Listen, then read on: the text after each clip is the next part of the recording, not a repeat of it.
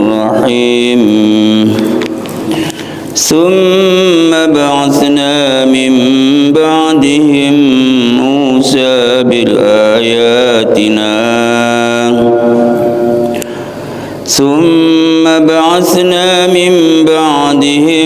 موسى بآياتنا إلى فرعون وملئه فظلموا بها فانظر كيف كان عاقبة المفسدين.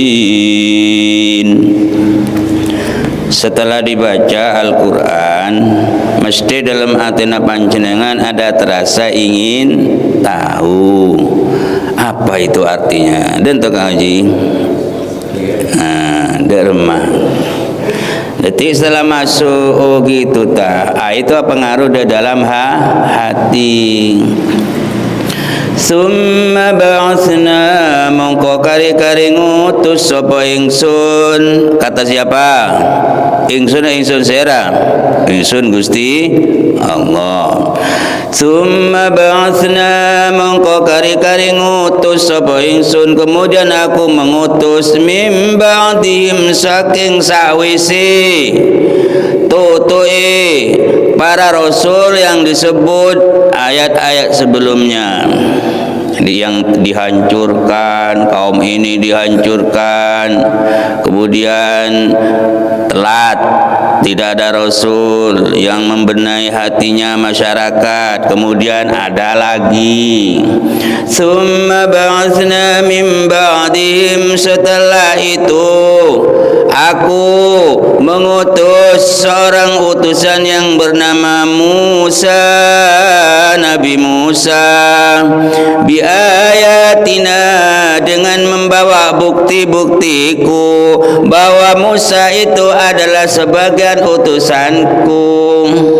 Jadi yang membenahi hati orang itu langsung utusan dari Allah, karena menyampaikan kebenaran kepada hati. Kalau yang menyampaikan itu tidak ada cahaya ilahi, agak bisa nyampe, gitu loh. Maka yang menyampaikan kebenaran, keimanan dalam hati umat itu harus seorang rasul, yang rasul itu mendapatkan mandat, ada bukti bahwa itu benar-benar utusan Allah. Kalau cuma mengajak terhadap kemungkaran, gak usah utusannya Allah, gitu loh. Gak usah. Loh, kalau sekarang gak ada utusan, ndak ada namanya al-ulama warahatul anbiya. Para nabi itu tidak mewarisi harta kekayaan, tidak mewarisi apa, tapi apa yang diwariskan oleh nabi adalah ilmu, akhlak yang baik, sehingga warisannya itu meniru apa yang ada di nabi. Jadi apa yang ada di jiwanya nabi itu ngalir pada sahabat, apa yang ada di jiwa sahabat ngalir kepada tabiin, apa yang ada di jiwa tabiin ngalir. Itu namanya sanad. Ada guru di dadanya. Ketakwaan itu dari mana? Itu dari gurunya. Cahaya Nabi Muhammad yang ada di gurunya itu cahaya dari gurunya. Dari gurunya sampai kemana? Sampai ke Rasulullah itu. Maka yang menyampaikan keimanan dalam hati itu, kata Allah, summa ba'atsna, kemudian aku mengutus min ba'dim, setelah mereka itu pupus musnah, generasi berikutnya Musa, mengutus Nabi Musa untuk membenahi akhlaknya umat, untuk membenahi akidahnya umat, gitu loh. Yaitu Nabi Musa, bukti atas kenabiannya Nabi Musa itu bahwa benar-benar utusan Allah, bi ayatina, dengan membawa ayat, bukti, mujizat. Mujizat itu suatu kesaktian kasarnya yang enggak bisa dikalahkan oleh siapapun, itu namanya mukjizat.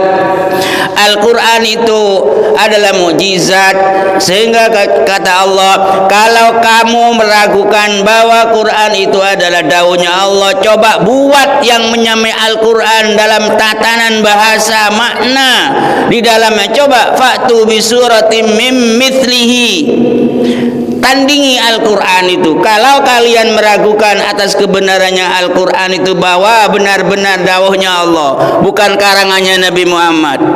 Maka Nabi Muhammad dikatakan ummi, gak bisa membaca, gak bisa menulis. Karena kalau Nabi itu adalah pandai menulis, pandai membaca, nanti dituduh bahwa Al-Quran itu karangannya Nabi Muhammad, gitu loh. Jadi suatu bukti bahwa apa yang dibawa Nabi itu benar, memang ada bukti. Dan toh, itu sulitnya menanamkan keimanan. Mencebon bulu libo cidoreng celama doreng, gak usah pakai Rasul, gak usah bawa nyoba jelek-jelekin orang, jelekin kesalahan orang, gak usah pakai Rasul. Yang menanamkan keimanan di dalam hati ini kok harus Rasul, utusannya Allah. Ada warotha, walaupun warosa berilmu, tidak semuanya orang berilmu itu berisi. Karena ilmu itu adalah bangsa dohir, ada lafaz, di situ ada makna. Bukan setiap orang yang meniru itu di situ menjiwai. Seperti apa yang saya beli, sambian bisa menirukan suaranya burung apa saja, mon penter. Napa kena kok burung? Bisa menirukan suaranya sapi, embi, mbe. Apa kena kok embi? Hah? Bukan. Bisa membaca hadis itu bisa karena tulisan. Lah apakah tulisan itu mewarnai jiwanya? Itu loh. Bisa baca syairan.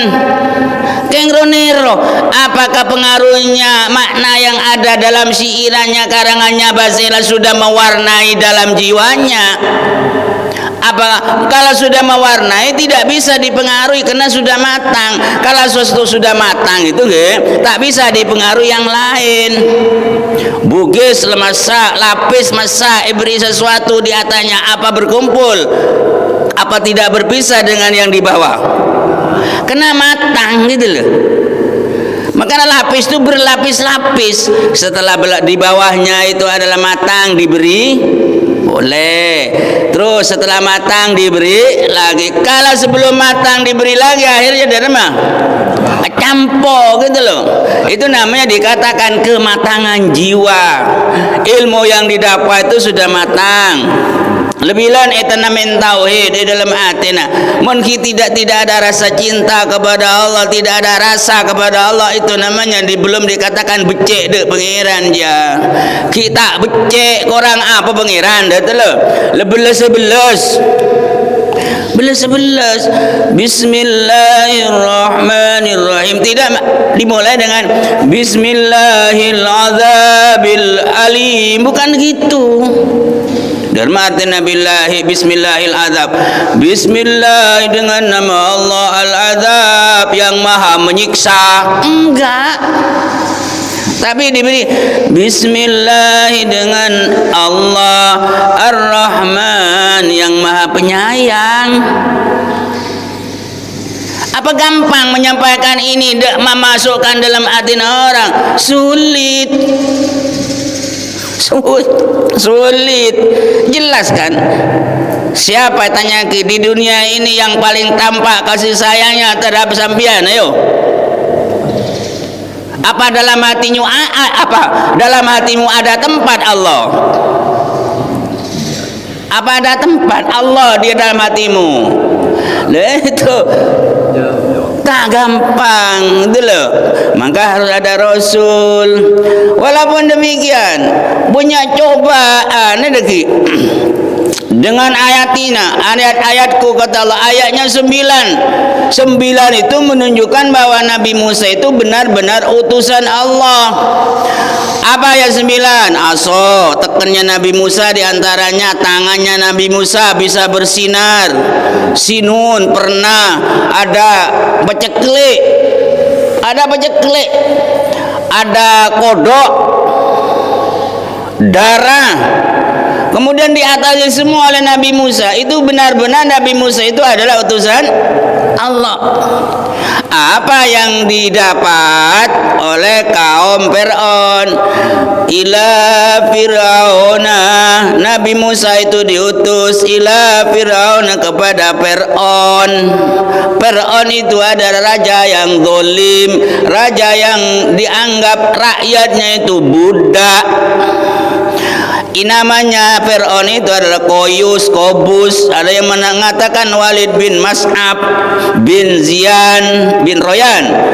Wa kana mulkuhu, kerajaannya,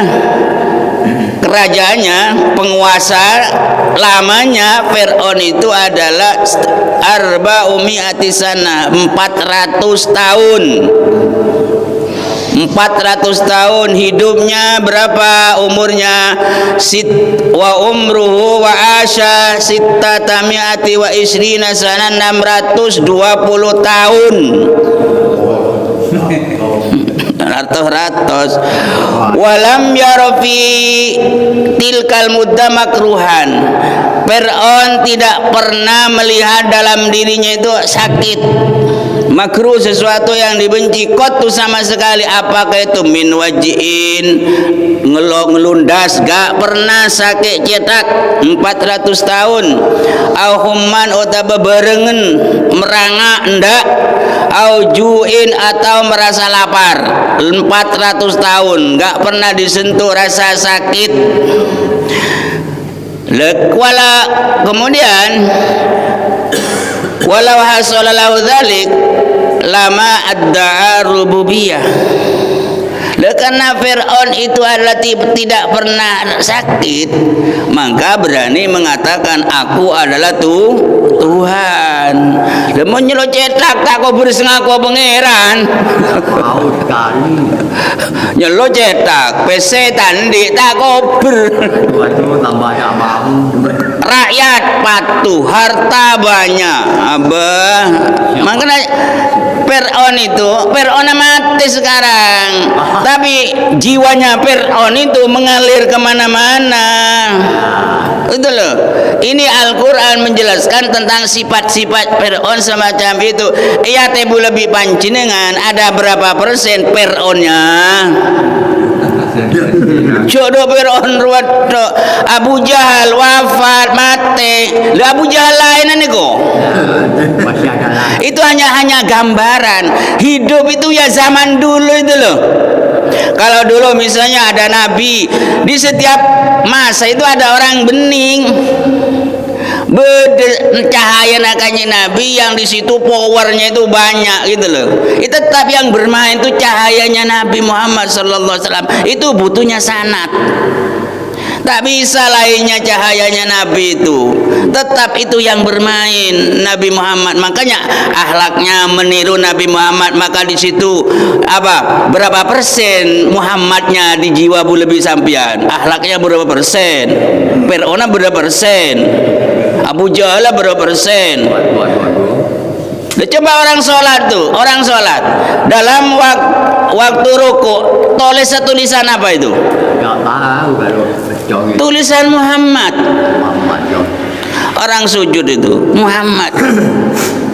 Jadi boleh bisa sampean umpamana Nero rumah irama misalnya tengah malam kena ku jutojo bertrep tepa bedenak ke anak di laut begadang jangan begadang kena kan ngocah demah wah demah rumah irama aja dah. Berarti di situ itu ada sesuatu itu ada kesamaan dengan rumah irama itu loh. Kemudian mau Nabi Muhammad itu akhlaknya baik. Wa innaka la'ala khuluqin azim, sesungguhnya kamu itu Muhammad akhlaknya itu agung. Nabi Muhammad dipuji itu bukan karena yang lainnya, tapi yang dipuji itu karena akhlaknya. Eta hero bengan hin sabara hilma. Berarti di situ adalah kecipratan apa? Cahaya. Gak mungkin kalau bukan dari itu, karena kehidupannya itu saja. Fir'aun sekarang nggak ada. Fotokopi namanya. Fotokopi yang banyak. Abu Jahal nggak ada. Mungkin bukan mustahil Abu Jahal umpamanya tidak diampuni Allah. Kongang karena penguasa alam itu adalah Gusti Allah Ta'ala. Siapa? La yus'alu amma yaf'al. Maka jangan terlalu Abu Jahal itu urusannya Allah Ta'ala. Yang ditanyakan itu dalam diri kita ada enggak Abu Jahalnya gitu loh. Itu urusannya Allah Ta'ala itu. Gak usah ngurusi Abu Jahal yang di Mekah. Sifatnya itu loh yang diperhatikan. Apa beda ning ya tebu lebih sampian. Nabi Muhammad itu itu yang terpuji. Derma Fir'aun itu ya kesombongan. Maka katanya orang ulama tasawuf, ma min insanin, tidak ada di satupun manusia kecuali dalam hatinya itu masarra bi Fir'aun, ada kata-kata yang diungkapkan oleh Fir'aun. Semuanya itu, semuanya manusia mesti bersuara Fir'aun. Mun beningko termasuk yang Masih ada. ma min insanin illa ma fi dhamiri ma sarra bi Fir'aun. Tidak sesuatu pun dari manusia kecuali dalam hatinya itu ada suara Fir'aunnya. Dan Fir'aun derma, ana rabbukumul a'la, aku Tuhan kalian paling tinggi. Lah itu diperhatikan sifatnya Nabi Muhammad. Ngaku umat akannya Nabi Muhammad. Saya pada Fir'aun boleh tak tepat aja. Maka harus alladzina jahadu fina, orang-orang yang temenan pada ingsun ungsungguan. Kalau hidayah yang pasaran, hidayah yang tanpa ada kepayan dicari, yang gratis-gratis, semuanya ada itu. Beriin umpamanya PC palsu bi PC asli, mesti oleh hidayat kena kau milih seguma. Oh yang asli. Ini kau hidayat pasaran, tapi hidayat kemah bagus ngelamun bi engak de pangeran yo. Kemah bagus mencintai seseorang karena Allah, mencintai seorang karena dunyana. Lah hidayat semacam niko yang membutuhkan kita itu adalah nangis de pangeran. Ihdina tutuaki bula Gusti as-siratal mustaqim, de jalan istiqomah. Jalan istiqomah yang ditempuh siapa? Siratal ladzina an'amta, jalan istiqomah yang ditempuh orang yang sampean telah beri nikmat le. Lemon kenapa? Hidayah semacam ini perlu kita setiap hari itu minta kepada Allah dan ngome. Bukti mana? Benar macam ihdina siratal mustaqim, sadar tak bodoh sampean? Lamun hidayah semacam ini harus berkesinambungan mentana. Benar-benar minta boleh tergabung. Kita ini adalah harus ingat kepada nenek moyang abu lebih pancen sesoleh-soleh jalan tibi. Buktinya di dalam qunut, Allahumma hadini, ya Allah tunjukkan kami fi man hadait, beserta orang yang sampian telah diberi hidayat, beserta ya Allah beri hidayat kami fiman hadait, bersama orang yang telah sampean beri hidayat. Allahumma hdini fiman hadait wa afini fiman afait wa afini, berilah kesehatan dohir batin. Dohirnya sehat, batinnya sehat. Bersama siapa? Fiman afait, bersama. Lah bersama. Kok ada orang umpamanya lo tak percaya dengan siapa-siapa, itulah Fir'aunnya itu. Dengan nyaku ngeromatin sifatnya Nabi Muhammad, padahal yang diramut itu adalah sifatnya Fir'aun. Itulah agama yang menanamkan keimanan dalam hatinya itu bukan orang sembarangan, yaitu Nabi Muhammad sallallahu alaihi wasallam atau Nabi Musa langsung dari Gusti Allah. Itu namanya wasilah. Kenapa Allah Ta'ala kok pakai wasilah Nabi Muhammad? Itulah sunnatillah. Sunnatillah. Allah memberi hidayat, memberi ilmu pakai sirah guru. Nabi Muhammad sallallahu alaihi wasallam oleh debun Allah pakai wasilah namanya malaikat Jibril. Apa Allah tidak kuasa memberi hidayat tanpa wasilah? Itu bukan sunnatillah.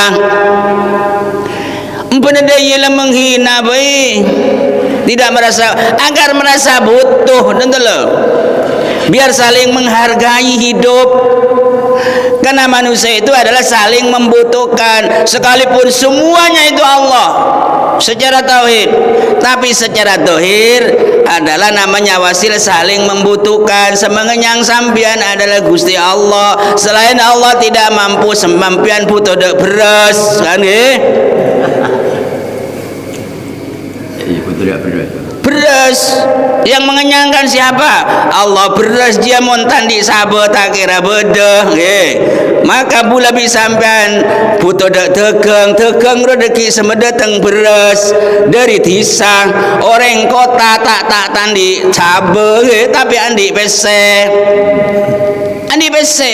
tandi sabar sandi sabar orang tisa tandi pese butuh dak pese. Itulah hidup saling membutuhkan, saling menyaling. Beden tahu tak butuh wah. Eko al mukmin ahul mukmin. Sedang walaupun hidayah itu Allah mampu, tapi pakai guru itu loh. Guru itu adalah ia yang mengajarkan oleh Allah. Guru dibimbing, cek sombong ben kiai, cek sombong ben ulama. Yang memberi hidayah itu bukan kamu dan itu ilmu kiai nang. Can santri nah, mun sabung kene kong kita bisa. Can kene bening kok semuruk. Ya pangeran kok bisa apa tawadun kiai nah. Mun kiai na pada sombong yo engki kae lakan bening kene kok wah. Makana washkurli bersyukurlah pada aku, kata Allah, walidaik ben kepada orang tuamu. Mun anak kan Sunda pangeran, engkau Pak Bu bukan dibesarkan kamu. Sebesar kisengko dia pangeran. Akhirnya anak tidak menghormati orang tua. Itu wasilah. Dan anak bulah munte belesin sampean Pak Bu mulai kene oleh kum boleh sekolah. Ada sifat kasih sayang terketuk cinta ada orang tua oleh cinta sebab kenapa? Karena Gusti Allah benih pola tunyana, benih pola orang tua soki, benih pola orang tua dalam kipola orang tua ya kia sayang dah anak candreng tua na kakek jelana umpama engkau tak gengku bilan deman ya tak kira keluar kakek na umpama anak tambeng ipulang kok bilan tepan ngeboi kakek na tak mau jadi bismillah tentu langsung neko jangan perang tua je anak andi penemu de muncana anak engkau kan tambeng re Pak kakek bilan Pak engkau tak mau jadi bismillah mana tak bener itu pedomana jangkui orang tua pedomana orang tua jangkui anak guru dan tukia mun neko saya teku guru payah murid itu dan guru nam ana abduman jan Sayyidina Ali sengko tetiku bulan orang semuruk sengko walau sehuruf engkau jual gelem kok soro apa gelem umpamana tepak lu gelu engkau ya no ya log bisa guru semuruk sengko lepas apa engkau itu pedoman siapa? Pedoman saya neo pedoman murid itulah murid andi pedoman engkau ngebula de orang semuruk sengko soro apa engkau gelem cuma sehuruf pedoman saya guru pesantren itu guru na letak dorot rosoro tak gelem berdurem maka kerja lesu santren karena penemuan apa pedoman surit teku guru na benar-benar guru dari macam gelak semuruk ye pada sengkor tak kira halim membenekar pesampian Gusti dentong mon salah teguh gelak bon bener sama alim bulu bener greko yai dentong sera gi pangeran jono mano greko-neko maka terjadi saling meremehkan mendet deko reng tuang ki teguh pedoma orang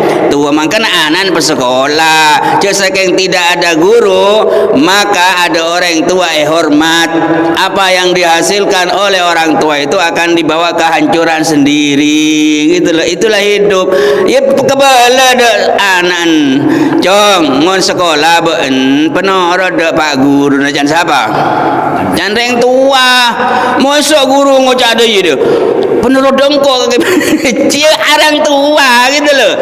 Oh, orang tua itu kepada anaknya penoro pak guru harus semuruk kaki can serang can reng tua masa orang tua kaki penoro dongko yo nak ya gak enak gitu loh. Seguru kakinya tak bisa raja mun tanpa belas orang tua kula sola le peneng lah sandal dengan dong teh temu sebagai serepat keluar neko tendengon tidak ada rasa hormat de guru ada apa reng tuna dalam pesan sandal teh temu demo sandal bedaya dan masjid tempak itu kurang keseimbangan hidup jadi hidup itu saling membutuhkan terus aki boleh ilmu ni banyak ilmu ni kok nabe terus gitu loh sekalipun sampean lah tahu belum tentu lebu ni kok balik bola apa boleh ngeronyam kada bini kau boleh dalam neng apa dumpang ya seneng neng kadang terlebat neng tedung itu nama lo ke pangeran kia ni kau. Ya tahu dah mah Nabi Musa didiaki ila Fir'aun kepada Fir'aun wa malai dan rombongannya Fir'aun dan malai golongannya Fir'aun. Jadi Fir'aun dan rakyat golongannya derma tangkep Fir'aun dan Nabi Musa. Fadzalamu mongko zalim sapa Fir'aun mongko zalim sapa Fir'aun dan anak buahnya biha dengan ayat tersebut seharusnya percaya tak percaya fadzalamu biha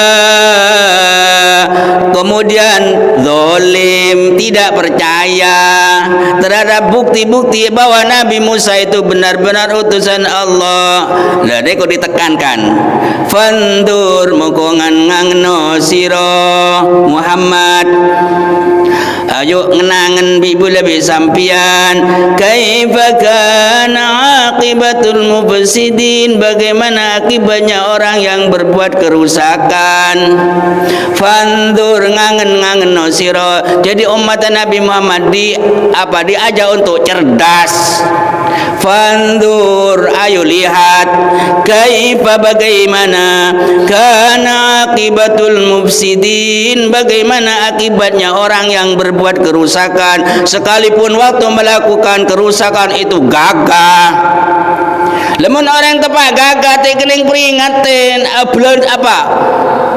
ablidos mula pengaruhnya perbuatan jelek sudah berfungsi sudah menyebar virusnya lene kuneser imun tepanjaya maka kata Allah la tubsidu fil ardi jangan kalian berbuat kerusakan di atas bumi apa arti kerusakan jangan menanamkan menyebarkan maksiat dek disa aja gitu loh mungkin kaya boleh ada ngak awas virusnya sudah bekerja loh virusnya perbuatan dosa itu sudah bekerja menjalar ada tampena maka kita disuruh berpikir fandur mongko ngangen sira kaifa le kaya apa kana ono Apa akibatul mufsidin? Akibatnya orang yang selalu berbuat rusak. Seharusnya percaya kepada Nabi Musa, tak percaya. Seharusnya menerima kebenaran, sebab kebenaran itu nyata. Al halalu bayyinun, al haramu bayyinun. Yang haram itu semua orang tahu, yang enggak benar itu semua orang tahu. Beda orang melakukan kesalahan, esok enape gua diperingati adelngak alabun sebereng beda. Pandur, lihat, tunggu bagaimana akhirnya itu. Dan menanamkan kebaikan, walaupun kebaikan tak langsung lempo betul loh.